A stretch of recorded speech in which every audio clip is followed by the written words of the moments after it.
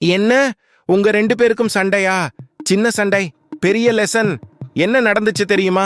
மியா மற்றும் ஆரவ் இருவரும் ஒரே குட்டி பள்ளியில் படித்தார்கள்.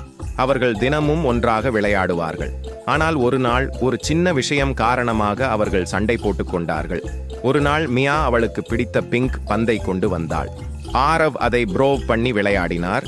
ஆனால் தவறுதலாக பந்தை தண்ணீரில் போட்டுவிட்டான். மியா வருத்தத்தோடு சொன்னாள், ஆரவ், என் பந்துவை தண்ணீல போட்டுட்ட, நான் உன்னோட பேசவே மாட்டேன். ஆரவ் அமைதியாக நின்றான்.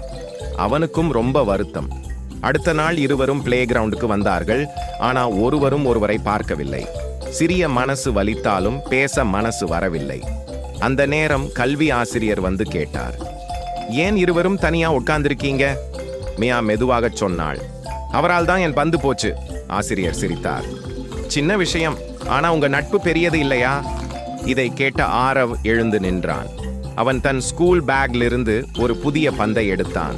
அது அழகான பிங்க் நிறம். மியா, நான் உன்னை கஷ்டப்படுத்தல, இது உனக்கு, நீ என் பெஸ்ட் ஃப்ரெண்ட். மியா நிமிடத்தில் சிரித்தாள். நான் கூட கோபப்பட வேண்டாம்னு தெரியும், மன்னிச்சுட ஆரவ். இருவரும் ஒரே நேரத்தில் அன்பா அணைத்துக் கொண்டார்கள். அன்னைக்கு இருவரும் சேர்ந்து பெரிய மணல் வீடு கட்டினார்கள். அவர்கள் இருவரும் கற்றுக்கொண்ட பாடம், நண்பர்கள் நட்பு பாலம் உடையும், ஆனா மன்னிப்பு அதை மீண்டும் கட்டிவிடும்.